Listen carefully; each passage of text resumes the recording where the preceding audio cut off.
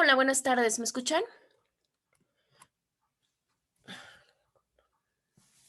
Buenas tardes, abogada. Sí, sí se escucha. Perfecto. Tengo entendido que a las 4 de la tarde, si mal no estoy en información, tienen un webinar. ¿Sí estoy en lo correcto? A ver, déjeme checar, porque no estoy segura de la fecha. Bueno, no sé si ya les avisaron para empezar. No, de hecho, bueno, yo que sepa, no. Ah, caray, a ver, espérenme, ahorita lo checamos. Porque de hecho va a ser obligatorio que asistan, sobre todo ustedes que son de la tarde. Sí estamos a 18, ¿verdad? Sí, abogada. Ah, caray, ¿y no les han comentado nada? Bueno, pues No. les comento rapidísimo. Hay un webinar a las 4 de la tarde que es acerca de delitos de género y su investigación en el sistema penal acusatorio. Lo va a impartir el licenciado Israel Valdés Cruz. Él es fiscal adscrito a la unidad de investigación especializada en feminicidios. Entonces, pues la verdad es que yo sí considero que para ser gratuita y que tengan la oportunidad de tenerlo en su institución, pues sí valdría la pena que no se lo perdieran y hasta donde yo sé, pues va a ser obligatorio y yo creo que su siguiente clase pues los va a mandar para allá. De hecho, no van a tener que ir muy lejos en cuanto a las sesiones porque tengo entendido que se va a desarrollar por medio del aula 42, o sea, esta aula que estamos ocupando. Le pregunté hace un momento a la Cordi Leticia para ver si obviamente nos autorizaba unos minutos para poder salir con antelación. Una, pues en mi caso, para vaciarles la sala, o sea, poder salir de la propia sesión. Y por otro lado, pues para que tengan por lo menos unos minutos para que puedan, no sé, ir al baño, tomar agua, comer algo. Y obviamente, pues ya puedan estar puntuales a las 4 de la tarde. Entonces, ahorita estoy en espera que me comente la coordinadora Leticia, no creo que tenga ningún problema en que podamos salir, no sé, unos 25 o unos 30 minutos anteriores. De por sí, recuerden que salimos 10 minutos antes, pues bueno, saldríamos otros 20 minutos antes para que tengan tiempo y puedan asistir. No sé cómo sea, pues se me hace raro que no les hayan comentado. Giovanni, igual Giovanni tiene la información. ¿Me escuchas, Giovanni? Sí, Sí, les estaba comentando a tus compañeros de la actividad del día de hoy. Bueno, si tú tienes conocimiento de ella. no me informaron nada. Tampoco. Mm, No, a ver, déjenme constatar a ver si, porque igual y realmente yo le estoy regando, pero no. Ay, tengo tu número, ¿verdad, Giovanni? Déjame, te mando. sí, Sí, dame un segundito y te mando la publicidad. Nada más déjenme la encuentro, porque pues quién sabe dónde está. Espérenme tantito, Dios Cristo. Aquí está. A ver, déjenme ver la sala. Lo que me importa es la sala, porque pues obviamente para que la tengan. Sí, sí va a ser el aula 42, entonces en este caso sería la que estamos, bueno, la que ocupan ustedes, que es la de séptimo de derecho vespertino, entonces pues no van a tener que moverse. es lo de delitos de género. Exacto. Entonces sí ya lo tienes. Sí, le enviaron, es que lo enviaron, bueno, acá en Guatemala lo enviaron a las 9 de la mañana apenas del día de hoy, no lo había visto. Ah, no la vi. Ah, bueno, pero ya tienen la información. Entonces, si mal no estoy, pues es el día de hoy y obviamente es por medio de esta aula. Pero bueno, para evitar situaciones de cualquier cosa, pues ustedes pueden salir y pueden entrar sin ningún problema para que puedan ir a hacer lo que deseen y ya se puedan incorporar. Bueno, vamos a continuar. Tuve un problema porque la verdad es que les voy a ser muy honesta, se me olvidó cargarles la actividad del día viernes que no tuvimos la sesión.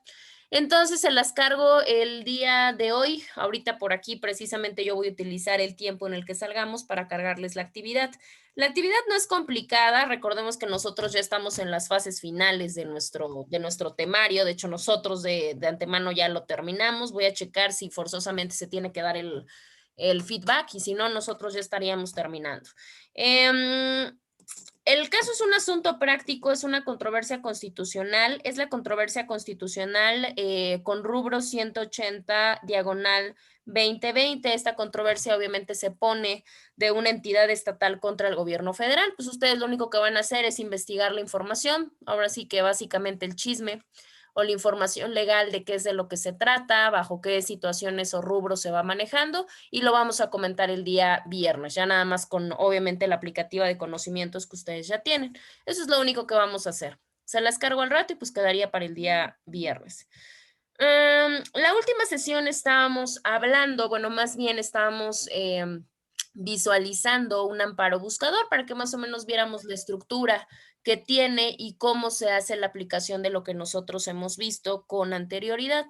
A ver, ya lo puse, ya se puede ver.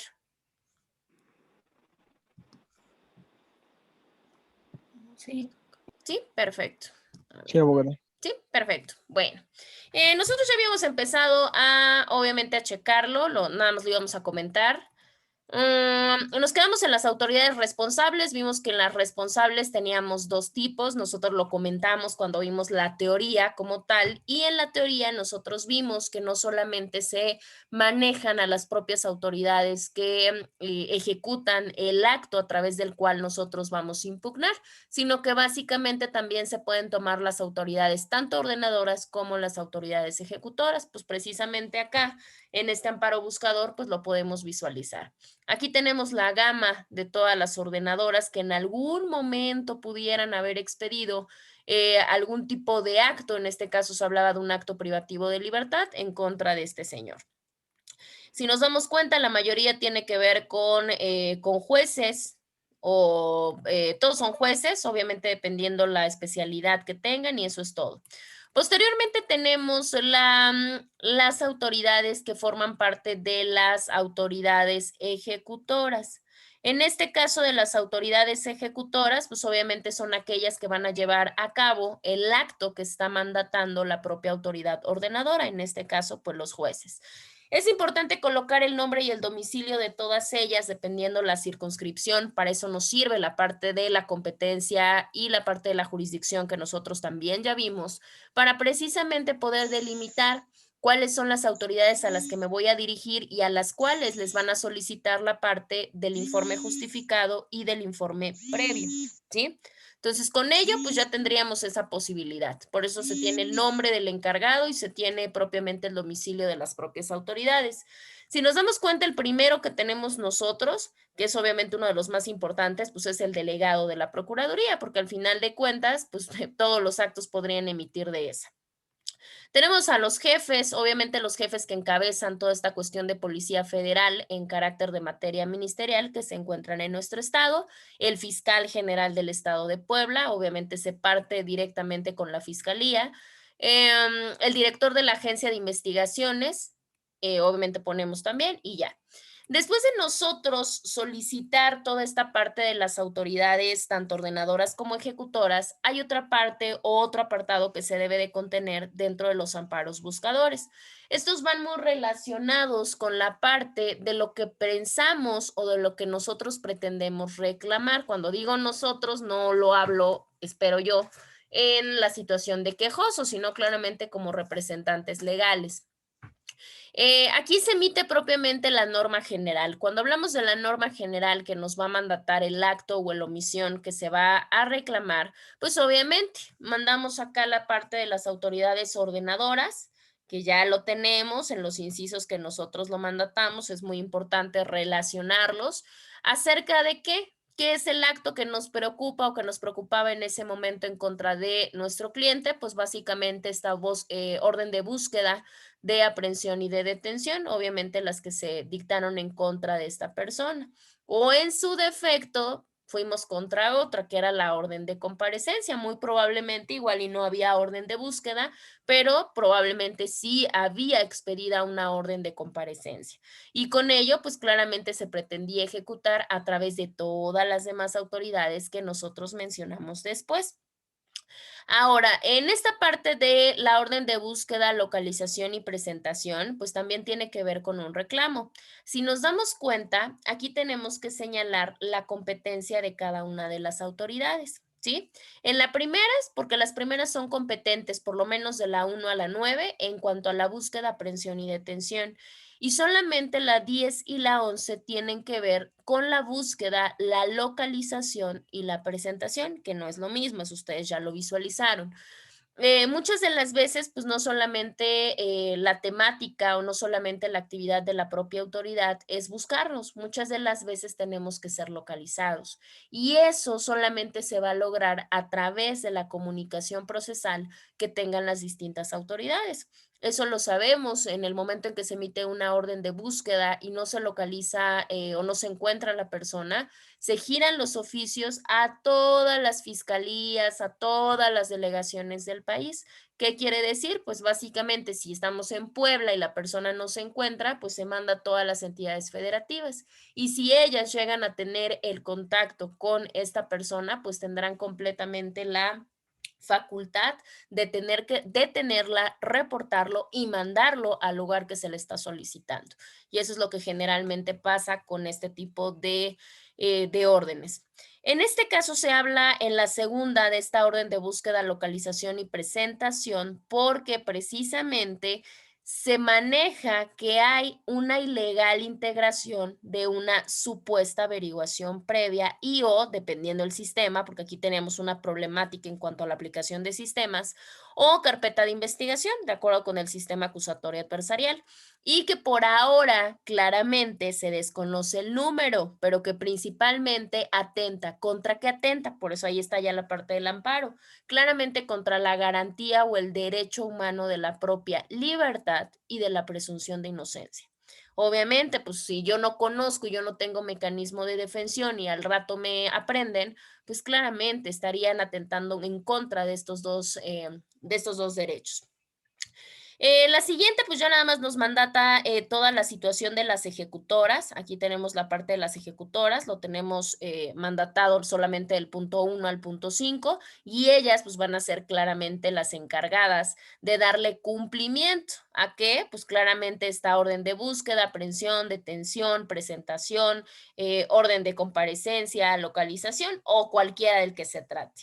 Esto por el delito que técnicamente se hacía tentativo, por eso se habla que se trataba de los agentes de la Policía Federal y obviamente pues de todas y de cada una de las autoridades que se señalen como responsables. Por ello pues surge claramente la raíz del acto reclamado, porque básicamente lo que pretendían pues era privarlo de la libertad personal sin una situación justificada y con ello recordemos que se violenta no solamente el artículo primero de manera general, sino el artículo 14 y 16, que también nosotros ya comentamos, estos actos de privación y estos actos de molestia. Perfecto. Aquí hay una parte importante. ¿Por qué se habla del 14 y del 16? ¿Por qué creen ustedes? Y no solamente de uno o no solamente de otro. ¿Por qué será? ¿Por qué será que se ponen los dos?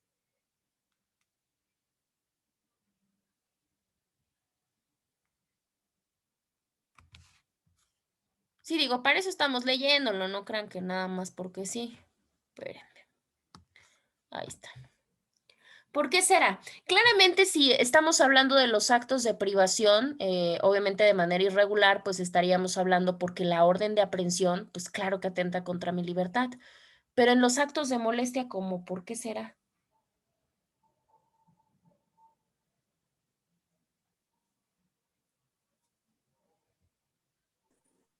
Porque Por el también artículo está 16. A ver, vamos uno y vamos otro. Aldair y luego alguien más habló. No vi quién fue. porque más que nada está también atentando contra la privacidad de la persona. Más o menos. ¿Qué otra cosa podría ser? A ver, vamos ubicándonos primero. Recuerden que el artículo 14 nos habla acerca de los, esto apréndaselo porque va a ser de foul. El 14 nos habla de los actos de privación y el 16 de los actos de molestia. Claramente se tiene que invocar el fundamento del 14 porque pues si a mí me detienen me estarían privando de mi libertad. Hasta ahí no tenemos ningún tipo de situación. Pero el 16 obedece en el acto de molestia, podríamos decir, bueno, ¿y en qué momento con este tipo de actos se le puede molestar, digamos, a este individuo o a este quejoso? Pues simple y sencillamente con esto. Espérenme, déjenme buscar con esto, con esa parte, con la comparecencia. Porque en la comparecencia no me están privando de mi libertad, digamos que nos están invitando de manera amable pero obligatoria a que nos presentemos ante la autoridad, pero al final de cuentas eso sí genera ¿qué? Pues una molestia. Imagínense que ustedes lleguen ahorita a su casa y les digan, pues, no sé, Jesús Ginola, pues, ¿qué crees? Tienes una orden de comparecencia para el día, no sé, para el día martes de la siguiente semana porque te tienes que presentar ante la Fiscalía General del Estado de Puebla. Pues, ¿y ahora qué pasó y cómo por qué? Pues esto genera una situación de molestia, pues precisamente basándonos en esa parte, por eso se tienen que invocar los dos artículos de manera forzosa. Ahora, otra cuestión muy importante, y esto sobreentiende a la parte del conocimiento. Recuerden que vamos sobre términos también y es muy importante que pongamos estos datos de tiempo. Tenemos que poner la fecha, obviamente la fecha, ¿qué fecha se pondría? La fecha que se pone es en el momento en el que la persona, en este caso el quejoso, se entera del propio acto reclamado, el acto reclamado que pues claramente está sujeto a este amparo. Aquí, bueno, pues acá tenemos la fecha, esa fecha pues ya dependerá del momento en el que se enteren sus clientes o en su defecto, ¿por qué no? Pues todos podemos estar en una situación así por alguna cuestión. Entonces se tiene que poner la fecha en el que precisamente el quejoso se entera del acto reclamado. Ahora, como no tenemos acá una situación manifiesta, porque hasta acá todavía no tenemos un número de carpeta de investigación, no tenemos no sabemos qué hay, lo único que se hace es que se tiene que poner la protesta de decir verdad. ¿Qué quiere decir? Que aquí se está comprometiendo el quejoso a que todo lo que está mandatando, tanto los antecedentes del acto reclamado, que van a servir posteriormente para los conceptos de violación, pues son verdad, aunque no tenga manera previa de cómo comprobarlo. En este caso, pues una de las primeras cuestiones. En el caso de que obviamente el día que se entera, se presentan en el domicilio particular unas personas que presumen ser policías ministeriales, pero que no especifican datos, ¿sí? O sea, solamente llegaron y ya. Estos agentes, ¿cuáles fueron las situaciones? Pues que preguntaron a los vecinos, que preguntaron a los conocidos acerca de la localización de la persona, porque supuestamente tenían una orden para detenerme por un delito fiscal. En este caso se hablaba de una materia fiscal, pero compleja porque ya había trascendido a la cuestión penal. Ahora, estos agentes no especificaron claramente, no dijeron si era una orden de comparecencia, una orden de presentación, si ya se estaba hablando acerca de una aprehensión o de una detención, o simple y sencillamente se trataba acerca de una orden de búsqueda, o es más, hasta un citatorio, porque pues muchas de las veces nos pueden mandar a traer las autoridades sin mayor problema. Entonces aquí tenemos esta duda sucinta de que qué de todo es. Entonces, con ello tampoco, pues obviamente dan la especificación de que si existía en contra de esta persona algún tipo de carpeta de investigación. Sin embargo, los policías comentaron que tenían que darle cumplimiento a una orden supuestamente de detención. Con eso, pues obviamente la persona pues queda, digamos que sorprendida, vamos a decirlo de alguna manera, porque la persona claramente tiene que presumir que pues no ha cometido ningún tipo de hecho delictivo, que como tal tenga que ser sancionado con alguna pena privativa.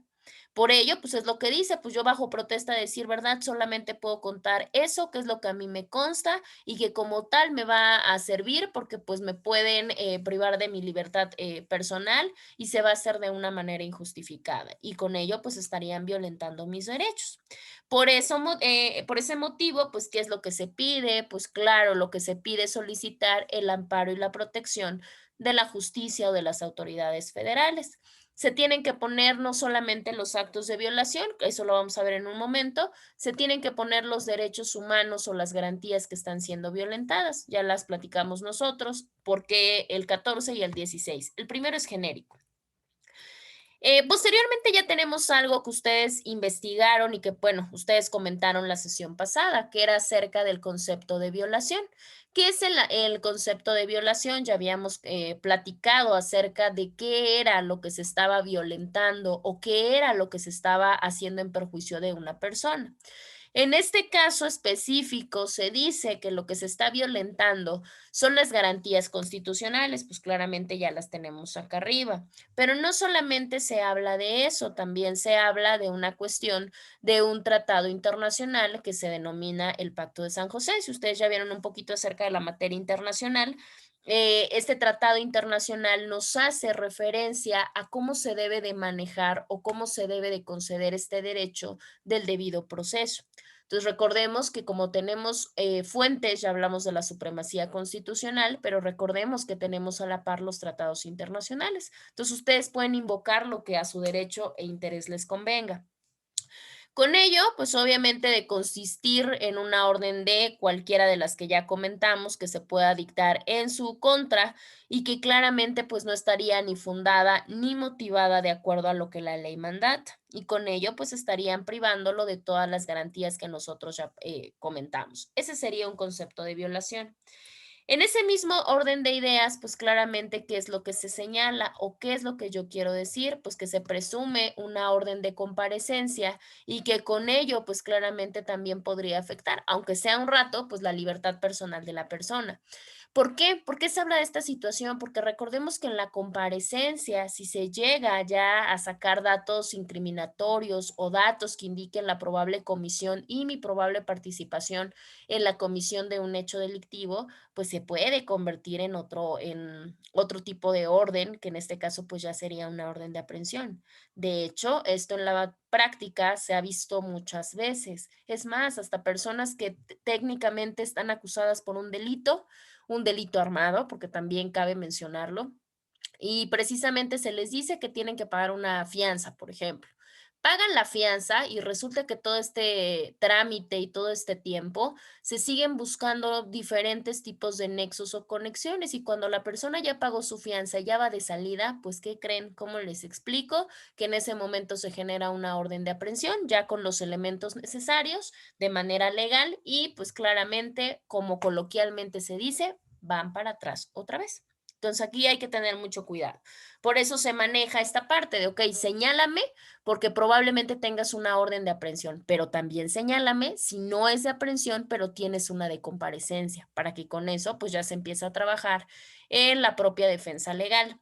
Ahora, el último de ellos, en esta parte del concepto de violación que presume, en este caso el quejoso, es la parte de que si se tiene integrada por alguna razón, alguna averiguación o alguna carpeta de investigación, que la autoridad dé precisamente esa autorización para que el quejoso se pueda presentar o apersonar en dicha investigación. ¿Esto para qué? Pues claramente para que pueda tener las garantías de una defensa técnica y adecuada, tal cual como lo manda o como lo indica propiamente nuestro artículo 20 constitucional. ¿Recordamos de qué nos habla un poquito el artículo 20? Ya lo platicamos, de hecho, si mal no recuerdo, lo tocamos en algún momento, si no, no hay problema, de hecho, el 20 lo han de estar viendo más en su materia penal, porque el 20 precisamente nos habla acerca de cómo debe de ser el proceso. El proceso, ya sabemos, debe de ser penal y obviamente tiene que ser acusatorio y oral, y este va a tener diferentes tipos de principios a través de los cuales se debe de regir. ¿Qué quiere decir? Que si no se respetan esos derechos, estaríamos atentando en contra de las garantías de las personas.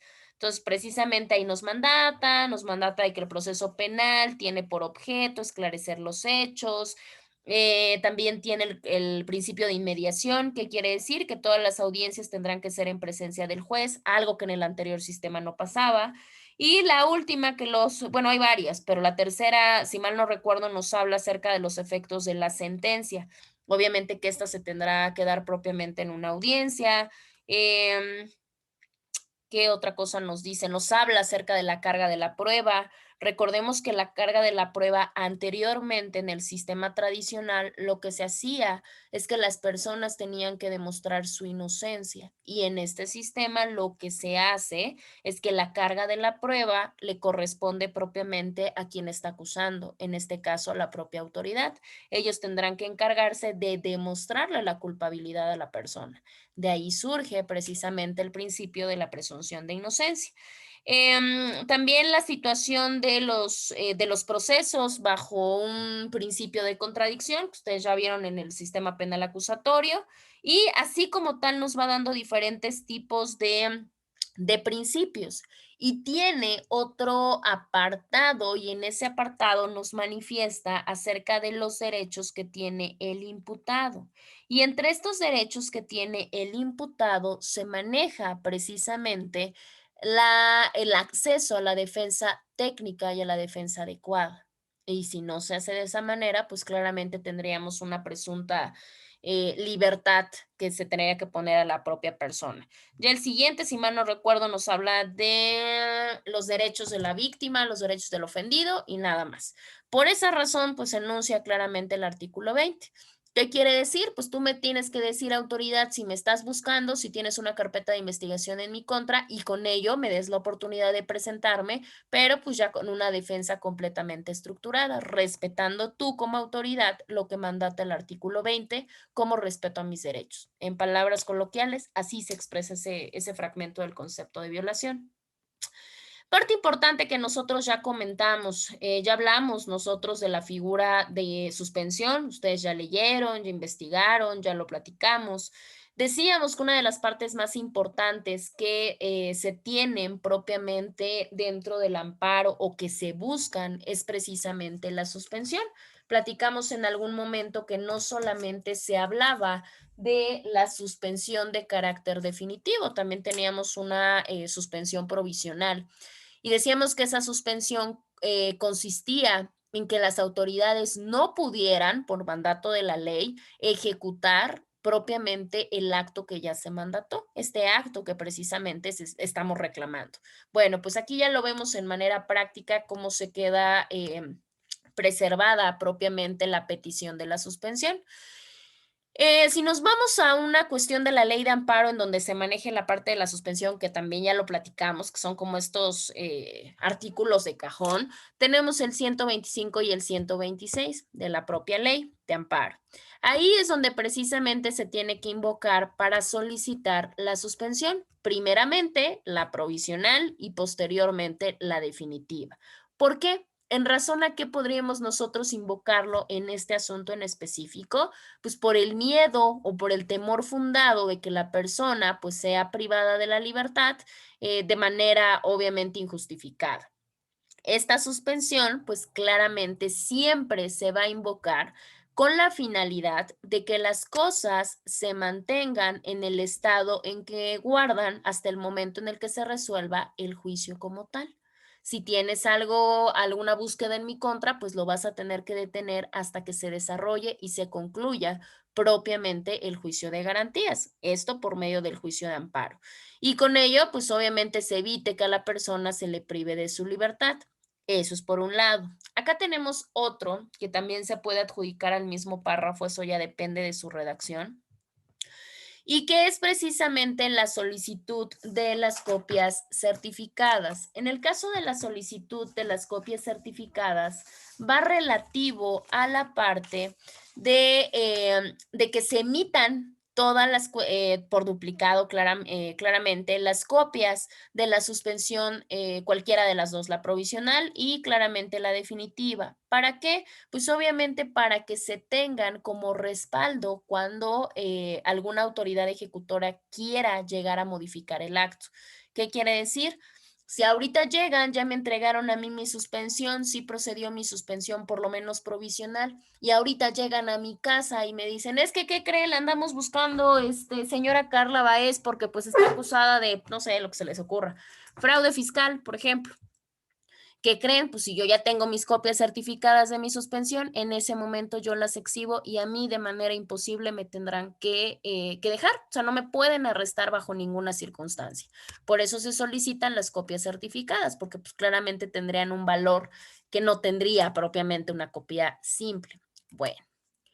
Eso por un lado. Por el otro lado, en el capítulo de la suspensión también se maneja que, porque eso tenemos que ser muy enfáticos en decir que la persona pues no ha cometido ningún delito, que no sabemos por qué se están dando este tipo de actos y demás. Y como tal, acá se dice que es evidente que no hay una certeza del acto que estamos reclamando. Pues claro, porque no ha llegado a nuestras manos, no le hemos tenido a la vista, pero sin embargo se debe de conceder la suspensión provisional. ¿Esto a razón de qué? Bueno, la parte muy importante, la jurisprudencia. De ahí la importancia que nosotros viéramos este capítulo, lo que ya habíamos visto anteriormente, de cómo se genera la jurisprudencia, pero acá podemos ver cómo la pueden implementar dentro de sus demandas de amparo. Aquí tenemos una que nos habla acerca de la orden de comparecencia, que se tiene que entregar la suspensión. ¿Por qué? Porque precisamente esta orden de comparecencia sí afecta de manera temporal, por lo menos, la libertad personal del quejoso. Y por eso se mandata a las autoridades que cuando se les solicita un amparo, si ellos autorizan, ellos deben de autorizar más bien la propia suspensión del acto reclamado. Y obviamente, pues nos indica esto sí es copy-paste, la verdad es que esto solamente buscan el rubro y la propia aplicación de su jurisprudencia. A ver, déjenme ver. Para que tengamos más o menos idea de qué habla esta. Paola, ¿me podrías hacer el favor de leerme la jurisprudencia? Tú me dices si está bien así, si la amplío, tú me indicas. Así está bien. Es Perfecto. evidente que no se tiene la certeza del acto que se reclama, si es una orden de aprehensión, detención y presentación u una orden de comparecencia o una orden de búsqueda, localización y presentación, pero sí se debe conocer la suspensión provisional y en su momento la definitiva en razón al criterio de la siguiente jurisprudencia. Época novena época, registro 1724-58, instancia, primera sala, tipo de tesis, jurisprudencia, fuente, semanario judicial de la Federación y su Gaceta, tomo 25, mayo del 2007, materia penal, tesis 1A, diagonal J.35, guión 2007, página 430, orden de comparecencia. Al afectar temporalmente la libertad personal del quejoso, procede a la suspensión de su ejecución dentro del juicio de garantías para los efectos establecidos en los artículos 124 bis, 130, 136 y 138 de la Ley de Amparo. Contra la ejecución de una orden de comparecencia procede la suspensión provisional aun cuando se trate de delitos de pena alternativa o que no ameriten pena privativa de la libertad en virtud de que concurren los requisitos del artículo 124 de la Ley de Amparo, pues constituye un acto que puede causar daños y perjuicios de difícil reparación, ya que su ejecución implica una afectación material y temporal del derecho fundamental de la libertad personal, aunque en menor grado que la orden de aprehensión, así conforme a los artículos 124 bis, 130, 136 y 138 de la ley de la materia. La suspensión que se conceda contra la ejecución de una orden de comparecencia será para tal efecto de que el quejoso quede a disposición del juez de distrito por cuando Perdón, ya. cuando hace a la libertad personal y a disposición del juez de la causa únicamente respecto a la continuación del procedimiento que se le instruye, el cual no debe obstaculizarse o paralizarse para no transgredir disposiciones de un orden público. Además, para que no cesen los efectos de la suspensión concedida, el quejoso debe cumplir con los siguientes requisitos. A. En el plazo que establezca el juzgador de amparo que conozca del asunto, otorgar la garantía que éste decrete.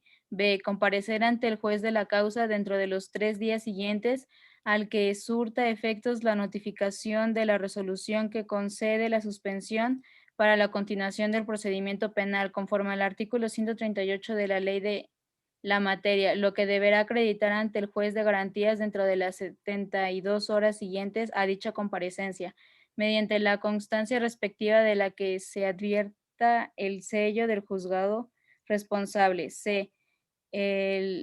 Presentarse ante el juez de la causa cuantas veces sea citado y en caso de inasistencia, éste deberá informarlo al juez de amparo para que revoque la concesión de la suspensión decretada y de señalar domicilio a fin de que puedan hacerle las notificaciones respectivas.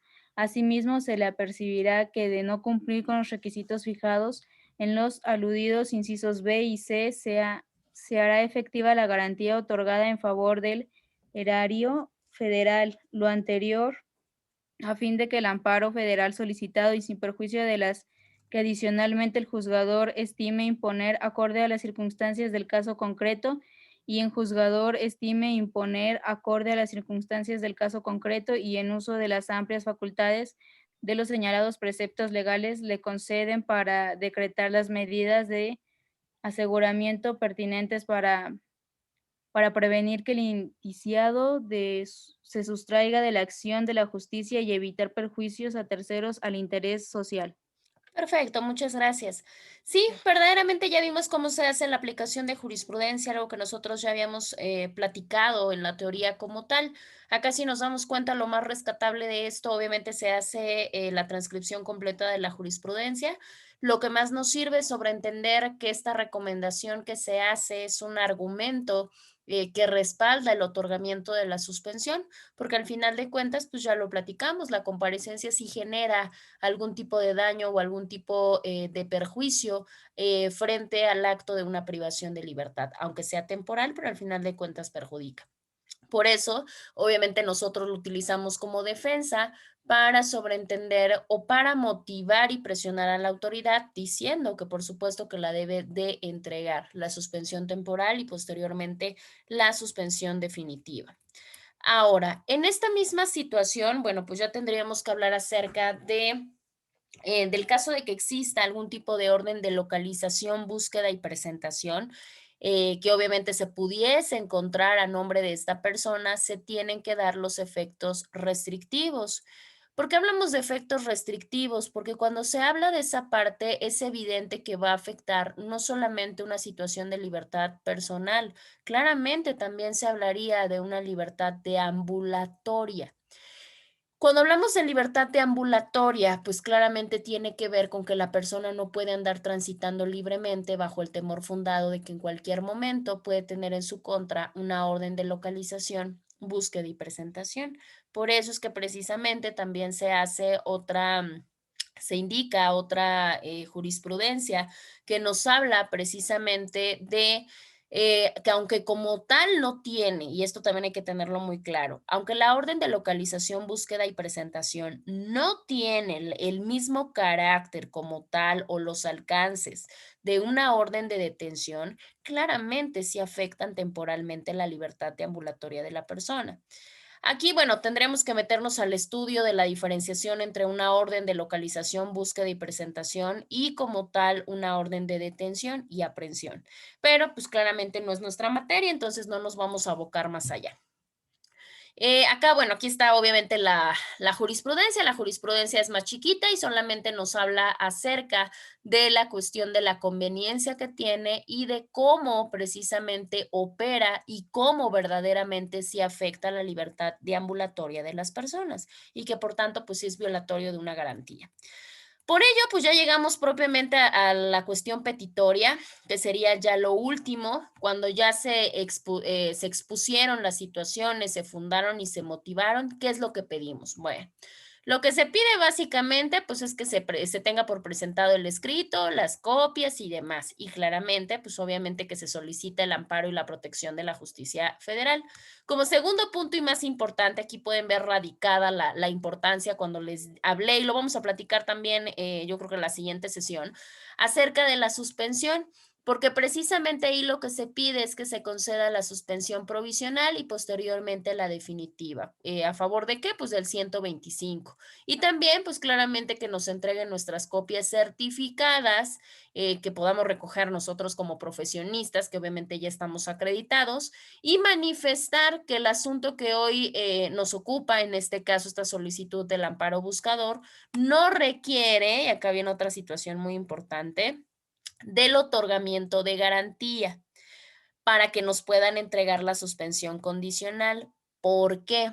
¿Por qué? Porque fácilmente lo que estamos solicitando nosotros no causa ni daños ni perjuicios a ningún tercero interesado. Recordemos, ya hablamos de la figura del tercero interesado. En ese momento nos podrían otorgar la suspensión sin necesidad de tener que exhibir una garantía. Cuando ya hay un afectado, ¿qué quiere decir? Cuando ya se habla de partes intervinientes, además del quejoso, un tercero interesado y demás, ¿qué es lo que pasa? Ahí sí nos van a solicitar una garantía que va a ser de acuerdo, en este caso, a lo que estipulen también muy versados sobre la comisión de delitos, dependiendo, no va a ser lo mismo una garantía que me pidan por un robo a la que me pidan, no sé, por, ¿qué les puedo decir? Por huachicol, por ejemplo, extracción de hidrocarburos, pues claramente va a ser muy difícil y la garantía va a ser pues muy extenuante. Sin embargo, en este caso, como no hay terceros interesados hasta este momento, porque todavía no sabemos realmente qué es, pues no nos necesitan pedir ningún tipo de garantía para que nos puedan entregar la suspensión. Otra cosa, aquí viene la otra parte importante que también vamos a seguir nosotros visualizando junto con la figura de la suspensión. Pedir los informes previos y los informes justificados. Estos se les van a pedir a las autoridades responsables y mediante ellos nosotros vamos a tener la información completa. ¿Qué quiere decir? Si hay algún tipo de orden de todas las que ya mencionamos y si sí la hay, quién y por qué. ¿Sale? Se tiene que señalar claramente, recordemos que tenemos también, se tienen que desarrollar una audiencia incidental, porque al final de cuentas no es un asunto principal, y por ley tenemos que desarrollar una audiencia constitucional. Obviamente entonces solicita que la autoridad nos diga cuándo y a qué hora podemos acudir a nuestras audiencias incidentales y constitucionales para poder ya obtener nuestra suspensión definitiva. Esto yo creo que lo de audiencia incidental y constitucional muy probablemente lo vean en amparo 2. Y ya, lo último sería la substanciación de la demanda. Claramente esto se hace en que se entregue propiamente una sentencia en donde nos den el amparo y la protección de la justicia federal en contra de los propios actos reclamados. Ya con eso, pues en automático se hace ya la firma del quejoso y con eso en automático estaríamos terminando el amparo buscador. Pues ya ahí pudimos denotar un poquito de lo que hemos visto, ya en una manera un poquito más, más práctica, obviamente cuando nos toque hacer la redacción propiamente de una demanda de amparo. Por mencionar alguno, lo digo porque son muy comunes. Bueno, ¿hasta acá tienen alguna duda o alguna pregunta?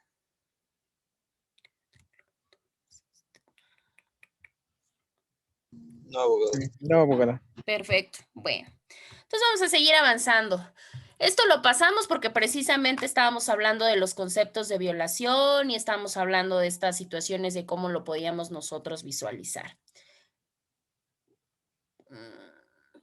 Déjenme llegar a la parte, espérenme tantito. Capacidad y personería ya lo vimos, ya vimos los plazos, ya vimos las notificaciones. Desistimiento también. Incidentes alcanzamos a ver también, ¿verdad? Bueno. Causales de improcedencia. Las causales de improcedencia, esas ya las vimos a más no poder. De hecho, esas sí las vimos dentro de nuestra anterior unidad con todo el detenimiento del mundo. Nos quedamos acá, ¿no? En la cuestión del amparo indirecto, si mal no recuerdo. Bueno, el amparo directo, para hablar de de manera ya más específica, decíamos, lo encuentran en el 107 y recordemos que la autoridad competente para es precisamente los jueces de distrito o el juez de distrito. Generalmente opera en contra de las normas generales. Estas pueden ser de carácter autoaplicativo o heteroaplicativo, que también ya comentamos. Recordemos que el autoaplicativo son aquellas normas que con sola entrada en vigor pues causan perjuicios al quejoso. Y por otro lado también tenemos las heteroaplicativas. En esas quiere decir que en el momento en el que se caiga en el supuesto, en este acto de aplicación, pues ya se causa el perjuicio al quejoso. En esos casos pues opera precisamente el amparo indirecto. También en contra de los actos o en contra de las omisiones que provengan de autoridades que sean diferentes de los tribunales judiciales, administrativos o del trabajo. ¿Por qué actos o omisiones? Porque recordemos que la autoridad no solamente puede violentar derechos a través de la generación de una acción, sino también el hecho de que se abstenga o de que deje de realizar algo que debería de hacer, en automático también podría estar violentando nuestros derechos. Y tenemos otra, contra los actos u omisiones o cualquier tipo de resolución que provenga acerca de un procedimiento administrativo, siempre y cuando pues venga en forma de juicio. Esto siempre y cuando se trate pues de resoluciones definitivas. La siguiente, contratos de tribunales de cualquier materia, bueno, nos habla de los judiciales, administrativos, agrarios y también menciona los del trabajo cuando se realicen ya sea durante el juicio estos actos, pero también después de concluido. El hecho de que un asunto o un procedimiento termine no quiere decir que la autoridad ya no pueda generarnos daños, muy probablemente sí lo puede hacer. Si ponemos un ejemplo, pues vamos a pensar en un embargo, por poner un ejemplo. En automático yo ya tengo la sentencia condenatoria a que se va a ejecutar propiamente el embargo y hasta ahí ya terminó. Pues sí, pero la realidad es que posteriormente con la realización del señalamiento de bienes y del embargo, pues sí me puede generar algún daño, un daño que precisamente puedo imponerme a él a través de un juicio de amparo indirecto. Ahora, ¿qué pasa si por alguna razón se trata de actos de ejecución? Obviamente cuando ya se trate de ejecutar la sentencia, como el ejemplo que obviamente les puse hace un momento. Cuando se trata de actos de ejecución de sentencia, sí se puede promover el amparo, pero no se pone el amparo, por decirlo de alguna manera coloquial, en contra de todo el procedimiento. Esto es muy importante, sino que solamente el amparo va a versar o se va a enfocar en atacar la última resolución en el procedimiento que estemos hablando de la materia que quieran. Por eso solamente se pueden reclamar en esa demanda si por alguna razón se fueron cometiendo otro tipo de violaciones en el procedimiento y eso no pasa absolutamente nada. La única situación es que tenemos que demostrar que con esta generación de actos violatorios, pues claramente nos deja sin defensa al propio quejoso y obviamente pues trasciende el propio resultado a la resolución. ¿Qué quiere decir? Que si se hacen mal los actos durante el proceso, pues pegan de alguna manera en que me hayan resuelto de una situación negativa para mí. Entonces, por eso los mandatan y la vía sería propiamente el amparo indirecto. También tenemos la parte, porque recordemos, tampoco voy a meter en la materia civil, pero pues ya sabemos que esa es una de las, no sé si ventajas o desventajas del amparo, que toca todas las materias. En el caso del civil, por ejemplo, que ya vieron todo este procedimiento de cómo se va manifestando la cuestión de no solamente de un embargo, porque no es que lleguen ahorita en mi casa y me quiten todo y ya, ahí terminó el proceso. No, recordemos que se da todo un procedimiento de señalamiento de bienes, obviamente de embargo, ya se tiene que hacer el procedimiento de remate, etcétera. Es todo un procedimiento. Bueno, pues en este caso, para funcionalidad del amparo, cuando estemos hablando acerca de un procedimiento de remate, ¿qué es lo que va a pasar con el juicio? Propiamente, en este caso estaríamos hablando del amparo. ¿Qué pasa con el amparo en esta figura del remate? Solamente se puede promover el juicio contra la resolución definitiva. Claramente, pues aquella resolución que nos está o que está propiamente ordenando que se entregue propiamente la escritura de adjudicación y que con ella pues se tenga todo este derecho de solicitar la entrega de los bienes que ya fueron rematados. En ese caso se harán valer las violaciones que se hayan dado en todo el procedimiento. Opera muy similar como el anterior. Vamos a poner otra vez el ejemplo. Si se trata de una situación de que ya vinieron a hacerme el señalamiento de bienes, que recuerden que hay bienes que son inembargables, pero bueno, ya me hicieron el señalamiento de bienes, hasta ese momento yo no podría decir, bueno, es que mi amparo va sobre el señalamiento de bienes. No, básicamente el amparo iría ya contra la resolución que ordenó que ya se entregue la propiedad, por decirlo de alguna manera, de lo que precisamente está sometido a remate, porque eso le va a dar el derecho al nuevo propietario de que se lo adjudique y de que obviamente los bienes rematados pues ya sean suyos. Entonces, obviamente por eso se tiene que ir atacando dependiendo de la etapa procesal que nos encontremos en la materia que sea. Y ahí, pues si puedo argumentar alguna otra violación de la cual me haya percatado durante el procedimiento, pues se puede hacer ahí, por supuesto, y sin ningún problema. Otro supuesto a través de los cuales procede el amparo indirecto sería contra aquellos actos que se dan claramente durante los juicios. La materia, obviamente la materia sería materia indistinta, que quiere decir que no es una en específico, pero se habla acerca de los actos de imposible reparación. ¿Cuáles son esos actos de imposible reparación? De la materia que quieran, no hay problema.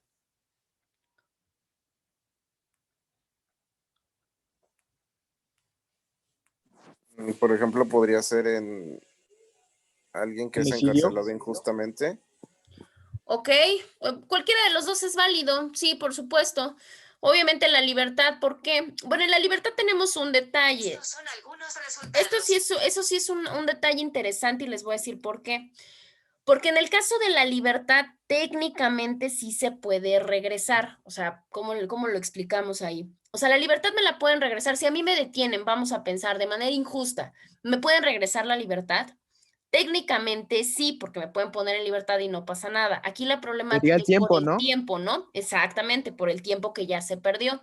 Ahí, más allá de que sea de imposible reparación, ¿qué es lo que se solicitaría? Pues muy probablemente, pues algún tipo de indemnización, porque me causaron, pues un tipo de daño, que es lo que generalmente se ve. Este daño no solamente es claramente por lo que ustedes manejan, la pérdida de tiempo, por la situación es más, hasta de los gastos, porque obviamente en ese momento que se hace todo el procedimiento, pues genera gastos, por todo el tiempo tal vez que yo perdí, que no pude generar tal vez economía, porque estaba tal vez privado de mi libertad.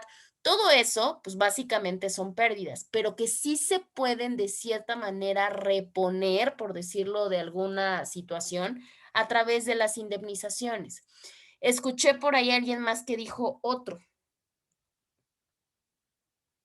No, bueno, es que no los tengo aquí en pantalla y no veo los microfonitos cuando se activan, pero escuché otro ejemplo por allá que hablaba acerca precisamente de otro bien jurídico tutelado que sí surte dentro de la parte de los de imposible reparación. Homicidio. Exactamente, pues ahí tendríamos un ejemplo pues muy importante, desgraciadamente fuerte, pero la realidad es que ahí sí no habría propiamente una forma de poder regresar las cosas al estado que guardaban. ¿Qué quiere decir? Que por más que pues se pueda dar algún tipo de multa o que se pueda dar algún tipo de indemnización de pago de daños y perjuicios, reparación del daño, la figura que ustedes quieran poner, claramente no puede sustituir la situación pues de la privación de la vida, porque es un bien jurídico tutelado que claramente no puede regresar. Si hablamos, por ejemplo, de la propiedad, aquí tendríamos también dos supuestos. En el caso de la propiedad, podría regresar, claro, pues imagínense que hay un acto que decreta que el bien es de una persona y no de otra. Si al rato se comprueba que es de la primera, pues claramente regresa sin ningún problema, no pasa absolutamente nada. También pueden entrar esto en los bienes que no son de reparación. ¿En qué caso podría pasar? Se me ocurre, no sé, en un desastre natural o en una demolición. ¿Qué quiere decir? Pues yo ya gané y yo resulta que quiero demoler el bien y pues quiero construir otra cosa. Y si al rato se demuestra que no era mío y era de alguien más, pues ya es de imposible reparación, porque como tal, no voy a volver a encontrar en el mismo estado la cosa o la propiedad que yo perdí. Entonces aquí se juega mucho con esta parte de los imposibles reparación.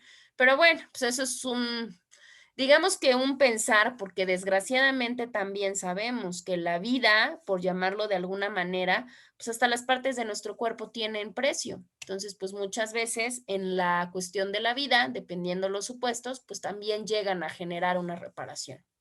Bueno, el siguiente tendríamos contra los actos que se encuentren sin importar, no importa que se den fuera o que se den dentro del juicio, siempre y cuando estos actos afecten a personas extrañas. ¿Qué quiere decir? Pues digamos que hay personas que no son sujetas al juicio por ningún tipo de razón, o sea, no hay absolutamente ningún interés, por llamarlo de alguna manera, pero precisamente con los actos que emite la autoridad, muchas veces terminan daños colaterales, por decirlos de alguna manera. Pues precisamente cuando se hable de estos, pues bueno, ya tendría que tener la intervención el juicio de amparo. En este caso, pues el competente sería el juicio de amparo indirecto.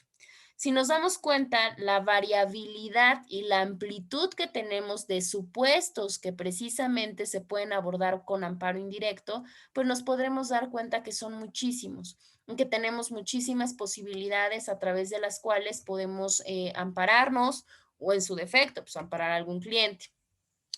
Tenemos el siguiente que es cuando se hable de las omisiones del Ministerio Público. Cuando se hable en esta investigación de los delitos, cuando se hable de resoluciones de reserva, cuando se hable de ya sea el no ejercicio, el desistimiento de la acción penal, la suspensión del procedimiento, la reparación del daño. Esta fracción toda va encaminada completamente a la cuestión penal y claramente aquellos actos que versen a través de la mala actuación del Ministerio Público. Recordemos que ellos son el eje rector de la investigación como tal y obviamente pues si investigan mal o si no ejercitan, si deciden no ejercitar la acción penal y esto se comprueba que no tuvo por qué ser así, podemos impugnar a esta decisión a través de un amparo indirecto. Lo mismo, recordemos que cuando el Ministerio Público no encuentra los suficientes elementos acreditados del delito, que quiere decir que realmente se cometió un ilícito y que la persona tuvo participación precisamente en el mismo, pues obviamente, ¿qué es lo que hace el Ministerio Público? Pues se desiste, en automático dice, no, pues es que mejor no porque no tengo los elementos.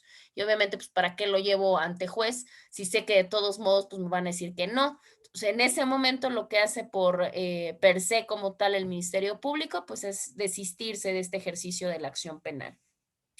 La suspensión del procedimiento, en el caso de la suspensión del procedimiento, recuerden que es una salida alterna de solución al conflicto. De la misma manera, si se niega o si no se autoriza como tal, pues obviamente podemos impugnarlo a través de la vía del amparo indirecto. Claro, siempre y cuando pues demostremos que la autoridad fue la que estuvo mal y nosotros tenemos los elementos necesarios para claramente demostrar que actuó de una mala manera. Siempre me refiero a la parte de nosotros sobreentendiendo que podamos estar de este lado, ¿no? Claramente el lado de, ya sea de la postulancia o del litigio, pero pues no se descarta, muchas veces pueden estar del otro lado. ¿Qué quiere decir? Pues del lado de la autoridad responsable. Entonces ya vamos a ver o estamos viendo qué es lo que puede atacar precisamente el particular o el quejoso a través de sus representantes.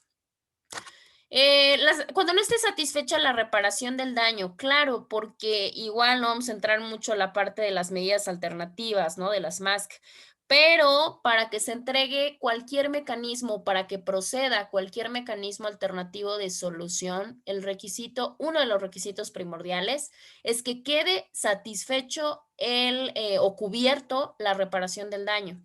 Si no es así, no va a haber manera de que proceda. Entonces, por esta razón, pues obviamente se puede impugnar a través del amparo indirecto. Tenemos el siguiente que es contra los actos de autoridad que por alguna razón determinen si alguna autoridad debe desistir o declinar, que tenga competencia o que pueda conocer un asunto. Esto nosotros ya lo comentamos con un poquito más de detenimiento cuando hablamos acerca de los impedimentos, cuando hablamos de las excusas y cuando hablamos de la recusación de estas tres figuras, pues precisamente esta fracción va muy relacionada con ellas.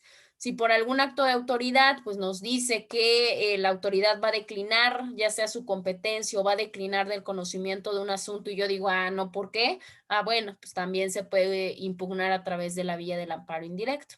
O en opuesto, porque también puede ser lo opuesto, ¿no? Que la persona, a pesar de ya saber, en este caso la autoridad, de saber que no lo puede conocer porque existe algún impedimento y de todos modos reincide, pues por supuesto que no me puede dejar en estado de indefensión y puedo por vía del ataque indirecto, pues claramente atacar esta resolución.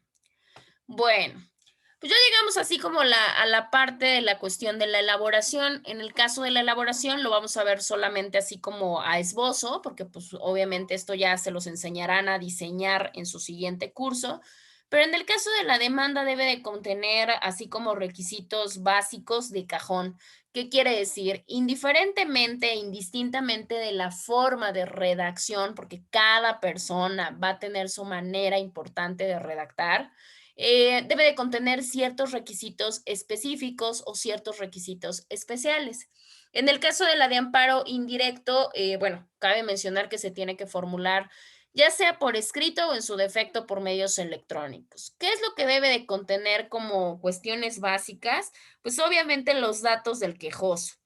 ¿Qué quiere decir? El quejoso ya sabemos que es la persona que está promoviendo y obviamente si en algún momento no es ella y lo hace a través de la representación, vamos a pensar de algún tutor, de algún mandatario, pues tendrá que acreditar el por qué y el cómo está representado. Pero si estamos en un supuesto normal, pues tendría que poner su nombre y tendría que poner su propio domicilio. Ya comentamos, gran parte de las veces pues, se pone el domicilio particular y obviamente el domicilio para oír y recibir notificaciones. Este comúnmente pues es el domicilio de los representantes legales. Posteriormente también si existe un tercero interesado, pues claramente se tiene que poner su nombre y su domicilio. Esto pues para que se le pueda notificar acerca del procedimiento. Posteriormente, como lo vimos en el amparo que yo les mostré hace un momento, se tiene que poner o mencionar ya sea a la autoridad o a las autoridades responsables. Muchas veces solamente radica contra una, cuando ya estamos hablando de actos que son dentro del propio procedimiento, ya se tiene delimitada la autoridad. En este caso, como no, pues obviamente por eso se hicieron muchas autoridades responsables, porque no sabíamos específicamente contra quién íbamos.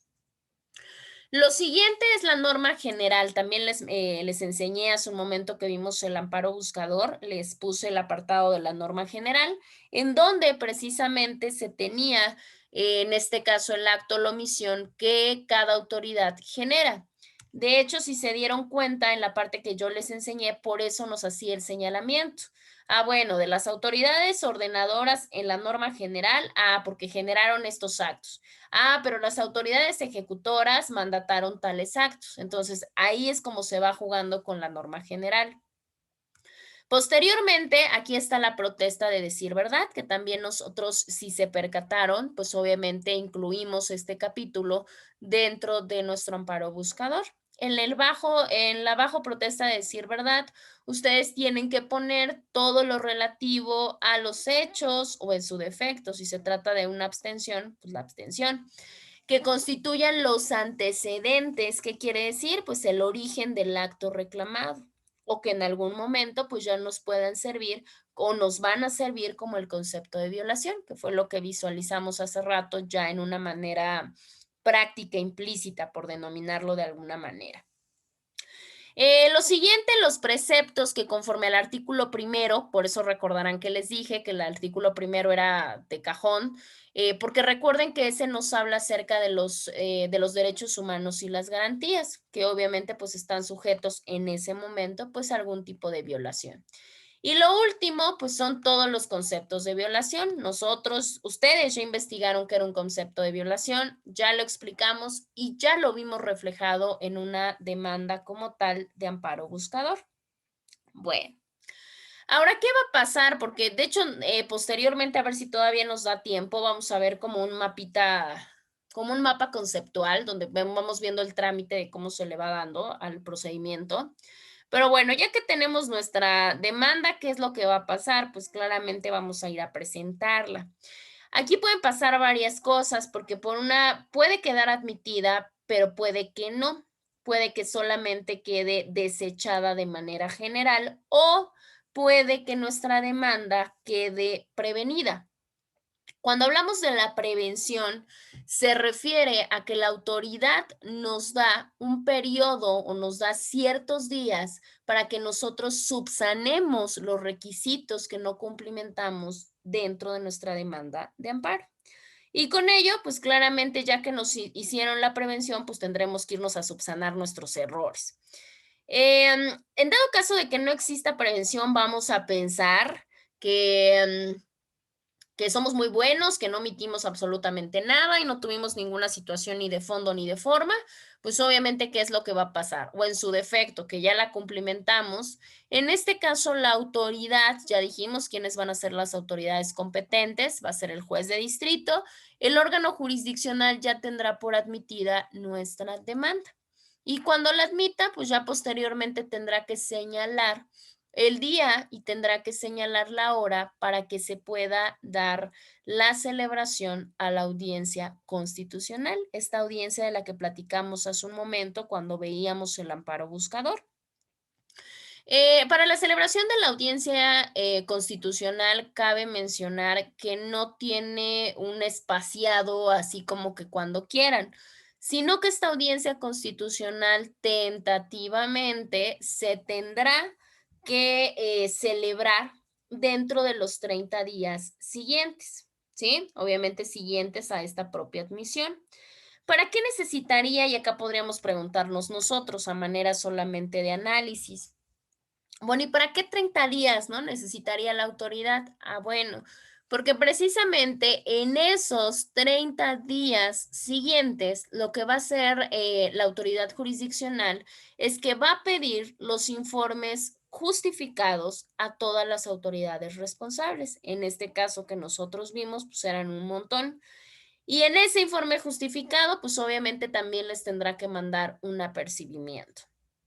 Este apercibimiento lo tienen ustedes o lo pueden encontrar en el artículo 117 de la Ley de Amparo. Pero este apercibimiento, más o menos, para que no vayamos y vamos a la ley, hay que leerla otra vez. El 117 básicamente de esta figura del apercibimiento nos dice que la autoridad responsable o las autoridades responsables tendrán solamente un periodo de 15 días, ¿sí? Estos 15 días, pues claramente para que puedan ellos buscar en sus archivos, buscar en toda su información si tienen algún tipo de acto, aquel que está precisamente generando el acto reclamado a esta autoridad. Con ello, pues claramente también se le mandata a correrle traslado al tercero interesado. Y ya con ellos, si se requiere por alguna razón, ya platicamos acerca de los incidentes. Ya en dado caso de que sea así, pues ya se tramitará propiamente el incidente de suspensión. En el caso del incidente de suspensión, pues ya lo dijimos, pues obviamente va en la parte de suspender el acto reclamado. Vamos a platicar un poquito más adelante de la suspensión. Entonces, pues ya cuando se tramite este incidente de la suspensión, pues para eso precisamente la autoridad necesita esos 30 días. Para solicitar, por un lado, la información a la autoridad responsable, pero también para correrle traslado al tercero interesado. Ya si esto se da de una manera adecuada, pues ya se tendrá que tramitar el propio incidente de la suspensión. Esto dependerá claramente de los supuestos que nosotros tengamos. Posteriormente a ello, nuestro siguiente artículo, que es el 116, bueno, el 116 lo que nos habla es de qué pasa cuando se hace ya este proceso o esta etapa de la solicitud de este informe justificado. O sea, ya agarraron, ya eligieron a la autoridad responsable que tiene que emitir la información. Claramente, también cuando se le hace conocedor a la autoridad responsable, no solamente agarran y le piden, dame tu información y listo. No, se le tiene que dar también una copia de esta demanda que está presentando el quejoso. Y obviamente, si no se envía, ¿qué es lo que se le va a solicitar? Pues se le va a solicitar el informe previo, que también vamos a comentar. Y podremos decir, ay, como que ¿por qué carambas la autoridad no mandaría la información si la está solicitando el juez? Bueno, porque precisamente muchas de las veces es muchísima información y muchísima situación que se le pide a las autoridades. Entonces, a ver, espérame tantito, déjame checar. No voy a incumplir, pero ya no estoy tanto en tiempo. Entonces, ¿qué pasa? Pues obviamente se tiene que extender un informe previo. Ahora, al tercero interesado también, cuando se le notifica, tampoco solamente se le va a notificar, hay una demanda y listo. No, se le tiene que notificar junto con la entrega de la demanda. Pues esto para que tenga el conocimiento de cuál básicamente pues va a ser su intervención, porque si no, imagínense, pues no va a tener ni absolutamente ninguna idea, y si también necesita algún tipo de defensa o algún tipo de asesoría, pues no va a saber ni por qué ni para qué. El 117 es muy importante porque el 117 ya les había comentado que habla precisamente del informe justificado y también claramente nos habla acerca propiamente del apercibimiento que se tendrá que hacer o que hace propiamente el órgano jurisdiccional en contra de la autoridad responsable. A ver. Aldair, ¿me podrías hacer favor de leerme el 117?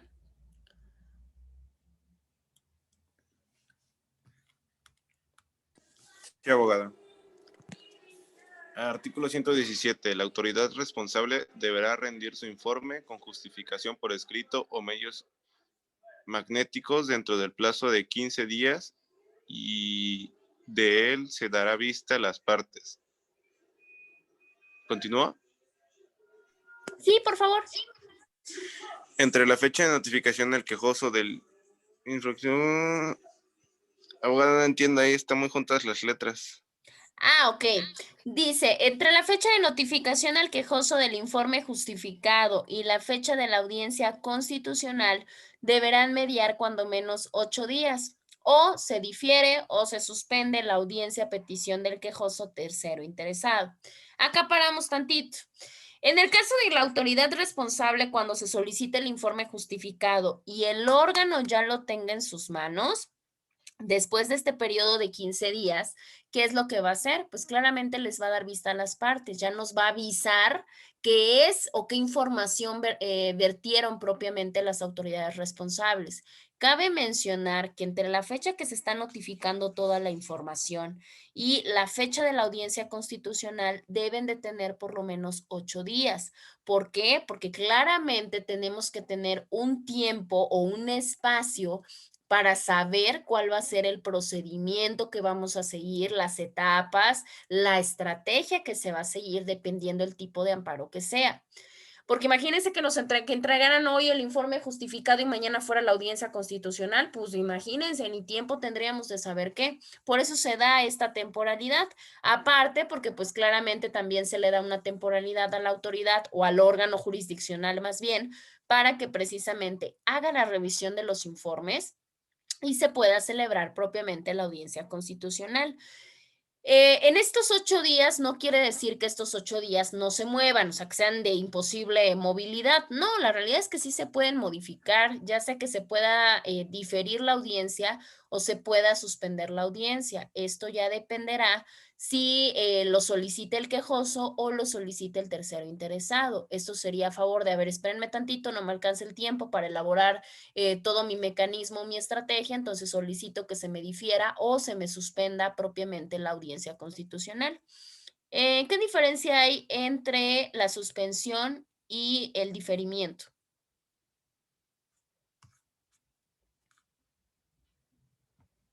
Vamos por partes. ¿Qué diferencia hay que se difiera una audiencia a que se suspenda una audiencia?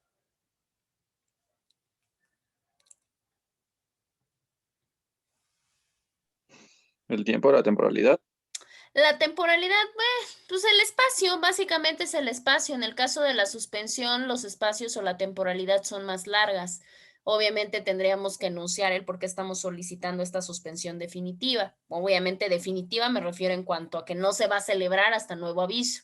En el caso de diferirla, no. En el caso de diferirla son espacios más cortos y obviamente se pueden diferir hasta los actos dependiendo de la información que tengamos. Esto ya será claramente a petición del tercero o a petición del quejoso.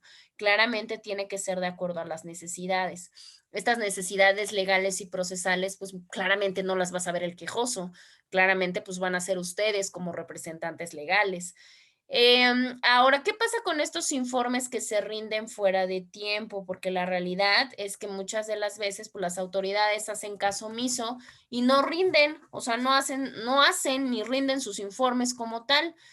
Cuando pasa esto, tienen una temporalidad, ya lo platicamos. Y en dado caso que no lo hagan en esta temporalidad, lo que se hace es que esta información se puede tomar en cuenta si el quejoso estuvo en posibilidad de conocerlos. ¿Por qué? Porque la realidad es que si el quejoso dice, yo ya no estuve en posibilidad de conocerlos y me están dejando en un estado de indefensión, pues claramente se tendrá por beneficiado, digamos, de alguna manera el quejoso. Esto pues es sobreentendido porque, como bien les comento, muchas de las veces también se genera esta demora por la carga de trabajo. Entonces, obviamente, imagínense en el caso del que les presenté hace un momento, pues obviamente el órgano jurisdiccional tiene que solicitarle a todas las autoridades que les puse, o sea, son como 12 autoridades.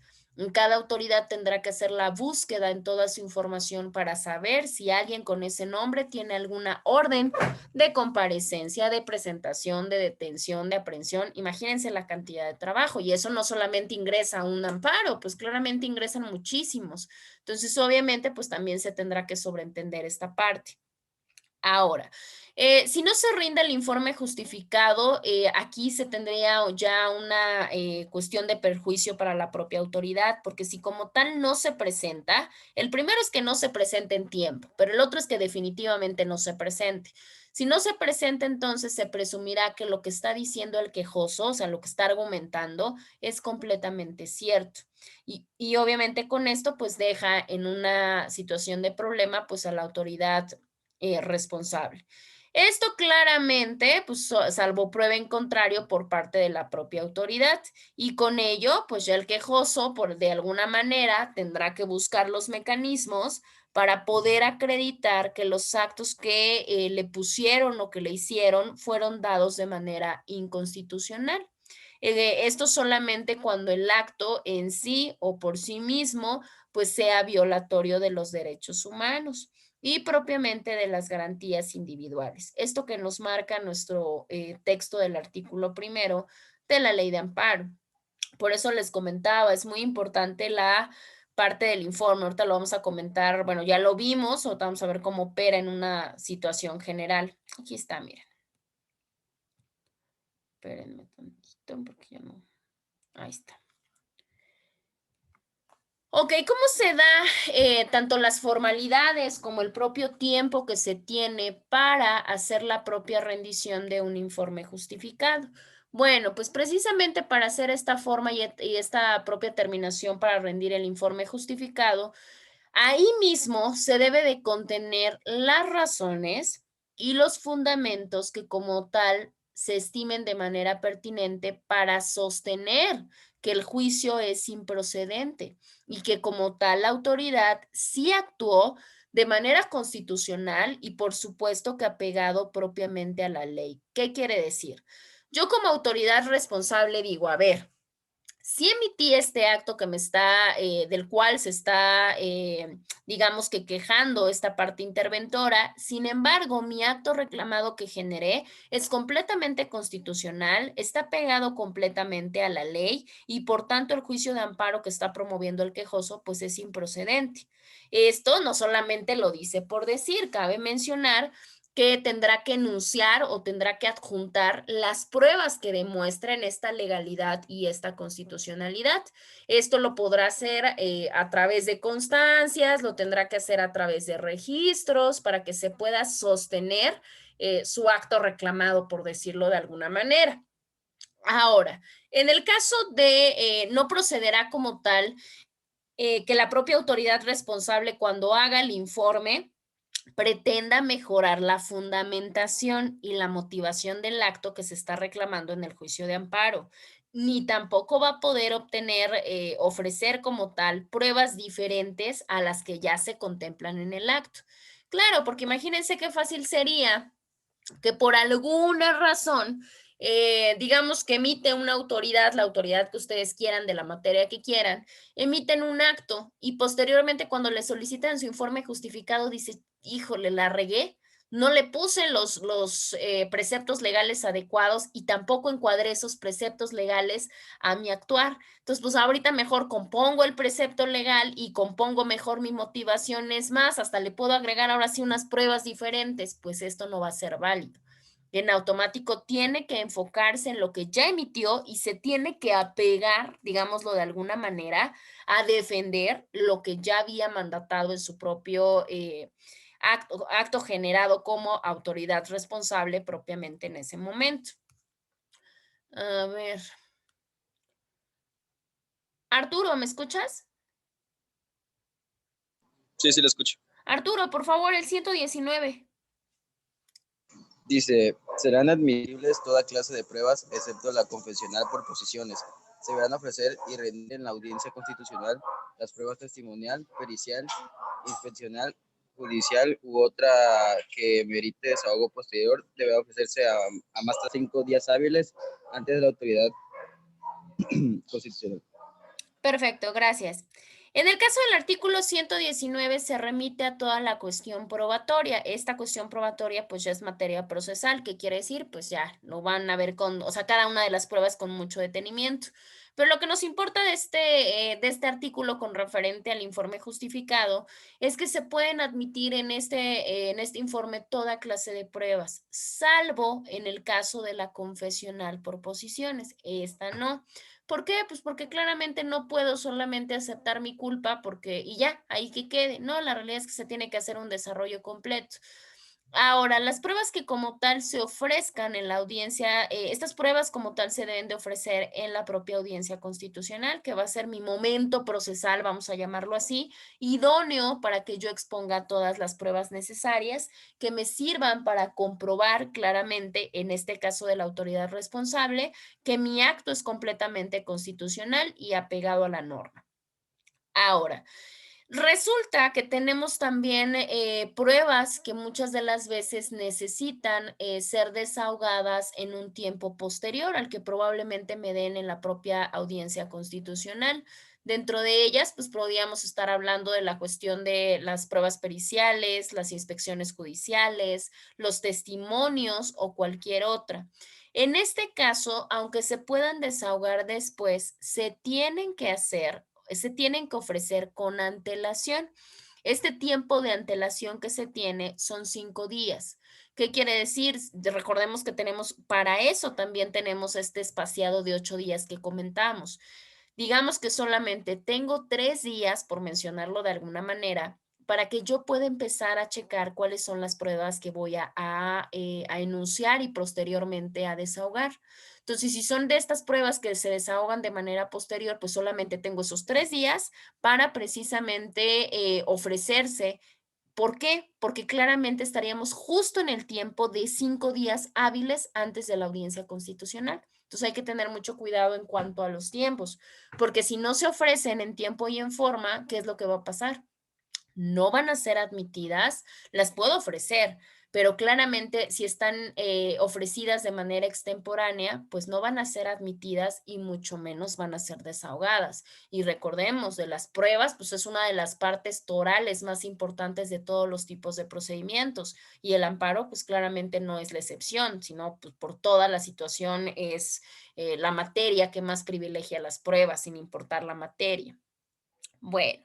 Ya nada más vamos a hablar del 124 para que pues ya puedan salir por lo menos a comer algo y ya se integren a su webinar de las 4 de la tarde. En el caso del artículo 124 nos habla de cómo se va a desarrollar esta audiencia o cómo se van a desarrollar propiamente la audiencia constitucional.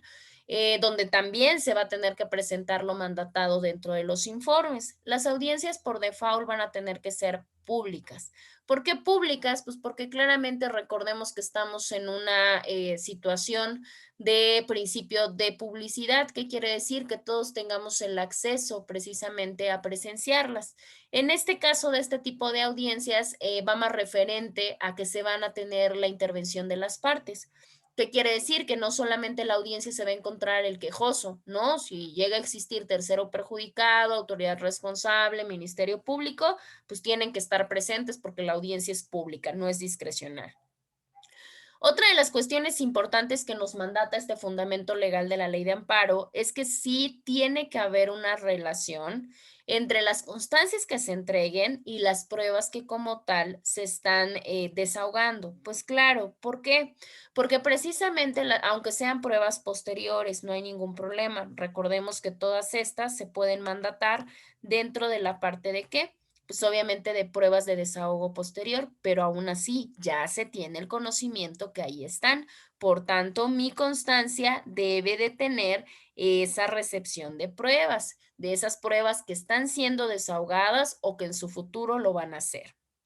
Ahora, ya que se hace toda esta parte y ya al finalizar, cuando se hace todo el desahogo hasta de las pruebas posteriores, las que se van a desahogar de manera posterior, ya solo tendríamos 2 periodos más, que sería el periodo de los alegatos y al finalizar, pues obviamente el procedimiento del fallo.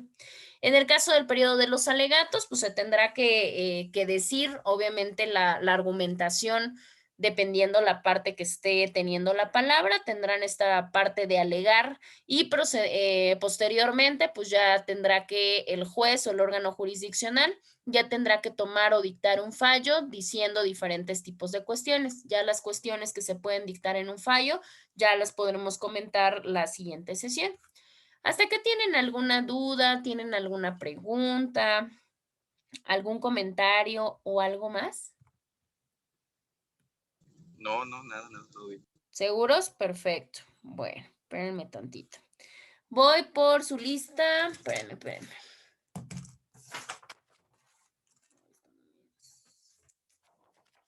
Abogada, pero a las 4 tenemos clase con la abogada Norma. Yo creo que, yo por eso les digo, yo creo que pues salgan, ahora sí que salgan de la sesión, vayan a hacer, no sé, a comer o algo, y ya a las 4 conéctense, van a tener que conectar de todos modos normal, porque se conectan a esta misma aula. Entonces ya ustedes entrarían directito al webinar. Bueno, eso digo. Muchas gracias. Eso creo, me imagino. Pero pues sí, yo digo que salgan, ya me contestó la maestra Leti y me dice que sí, que no hay problema. Entonces, pues ya.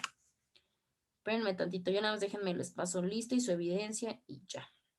Entonces solamente sería conectarnos como a clase normal, ¿no? Sí, exacto, como a clase normal. Les digo que ya chequé, por eso me llamó la atención y por eso le pregunté a la maestra si quería que desalojáramos la sala antes, porque me imaginé o me imagino que obviamente pues tienen que entrar los técnicos, tiene que entrar el ponente y demás. Y me dijo que sí, me dijo, no, pues es que 20 minutos antes, por favor, desocúpenme la sala y ya luego que vuelvan a entrar. Claramente, pues yo le dije, pues es que ya les dije que media hora antes para que vayan a comer. Y dijo, pues está bien. Entonces, pues sí, yo les recomiendo que salgan, ¿no? Pero bueno, a ver, 18. Briones Alicia Giovanni. Cario Valderas Mario Andrés. Giovanni sí está, nada más que creo Sí, que le está presente, fallando un presente. poquito el internet. Ah, Sí. ya, mire. Sí. No me agarraba el touch, No agarró el touch. No, sí los veo. Cuando los veo y los escucho, pues ya no tengo problema. Cario Valderas Mario. Está, pero no sé qué pasa. Fernández Campos Ginola. Presente. Perfecto. León de la Vega Aguilar Arturo. Presente. Ok. Méndez Carmelo Jessica. Presente. Montes La Paya Guadalupe Stephanie. Presente. Perfecto. Ramos Luna Aldair. Presente, abogada. Ok. Rojas Flores Marvin. Ah, ya decía yo que Marvin es el que no había escuchado en toda la sesión. Es que no le sirve el micrófono, se le rompió el teléfono. ¿No le sirve su micro? No, se le rompió el teléfono. Válgame Dios Cristo. Bueno, pues ya. Ahí vemos a ver qué. Romero Corona Esther. Presente, abogada. Y Salas Teopancal Paola. Presente. Perfecto. Nada más apertúrenme rapidísimo su cámara, ¿no? Y ya para que puedan salir, por favor. A ver, ahí va. Ustedes me indican ya, ¿verdad? Bueno, ya lo único que me faltaría sería Marvin. Ahí va.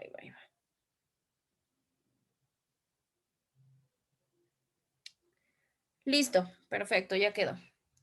Bueno, pues entonces, pues ya nos estaríamos escuchando el día viernes. Ahorita ya nada más les hago la carga, por favor, de de la controversia constitucional que les comenté. La investigación es muy básica, si lo quieren hacer en forma de prosa no tengo ningún problema.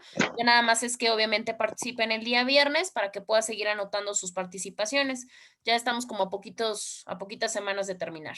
Entonces, bueno, pues nos estaríamos escuchando el día viernes. Cuídense mucho y que tengan bonito día. Igualmente, gracias, abogada. Igualmente, Muchas hasta gracias, luego. hasta luego. Gracias.